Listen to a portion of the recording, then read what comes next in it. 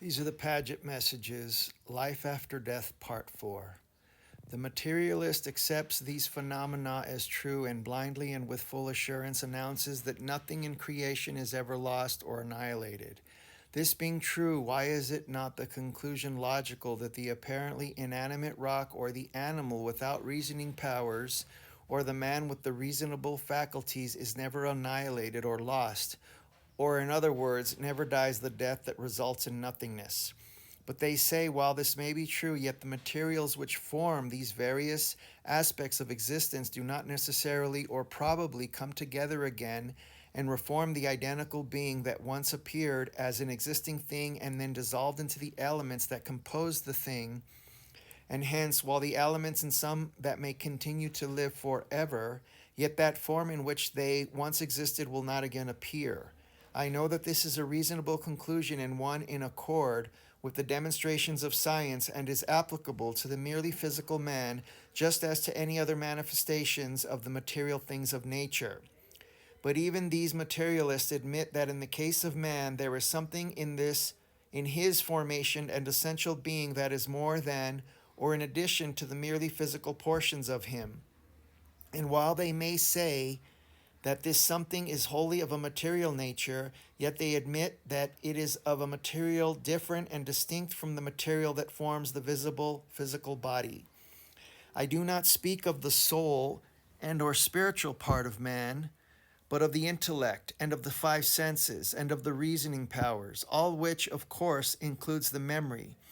That part of man that embraces these things, the materialist must admit, is distinct and different from the mere body, and even though it were here to be conceded that they are material, yet no man has ever seen them or felt them or in any way perceived their existence as he has that which he knows to be of the material. He has seen and heard and known the effects of the existence of these invisible material qualities, as he may call them, but has never demonstrated that they died when the physical body died. The furthest that he can go in this direction is that they disappeared and became lost to his consciousness. But that they disintegrated or dissolved or were reduced to a gaseous substance or thin air in which he has seen the physical body disappear, he cannot affirm. The limit of his knowledge is that with the death of the physical body, this other, as he terms it,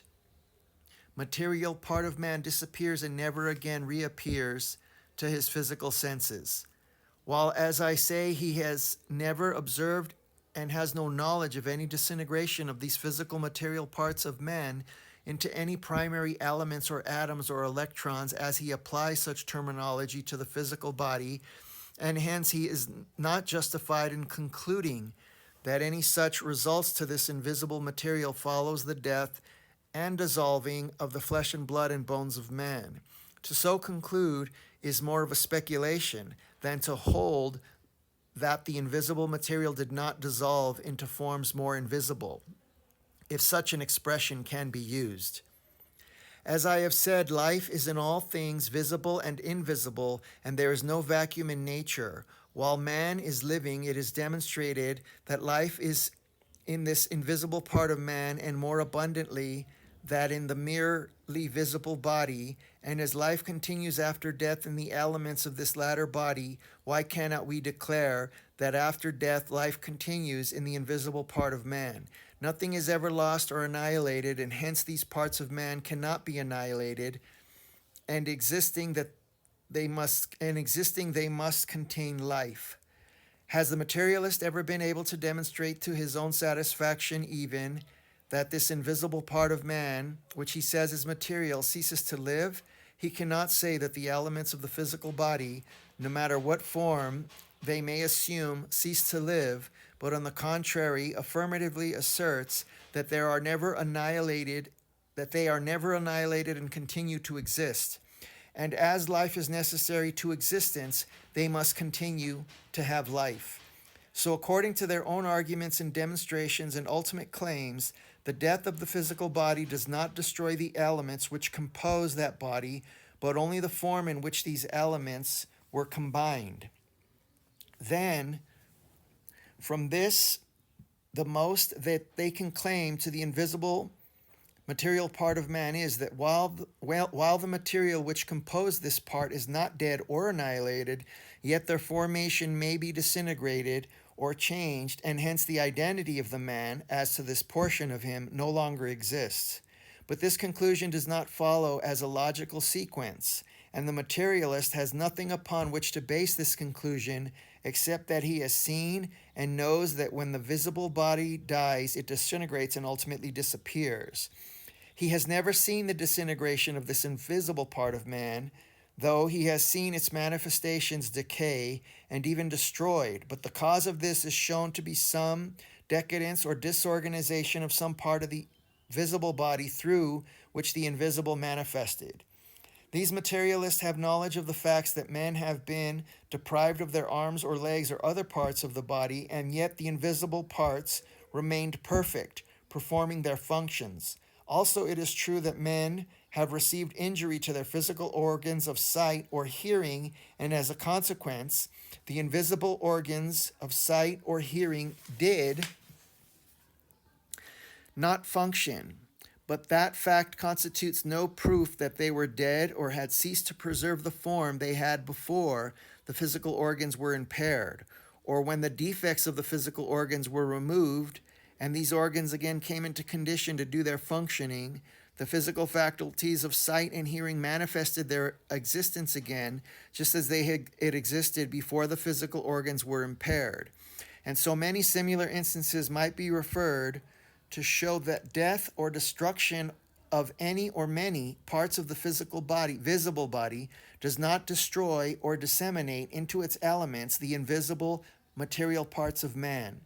And besides, let the materialist consider the great difference in the powers and objects of the creation of these visible and invisible parts of man, and they will realize that the purely physical is wholly subordinated and used merely to enable the invisible parts to manifest themselves and show that the real man is the invisible part,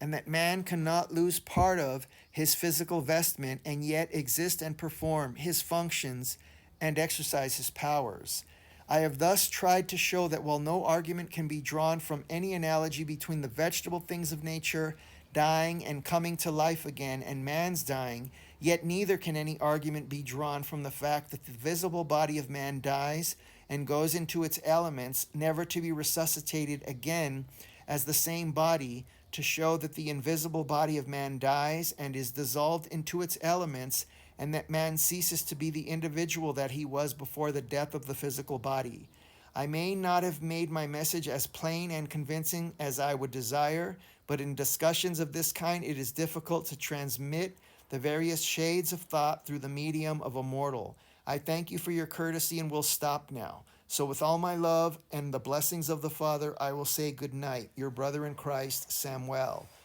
The next message is from Abraham Lincoln. These are the Paget messages channeled by Jesus and his disciples 100 years ago, and they're available at Amazon.com and free PDFs at divinelove.org.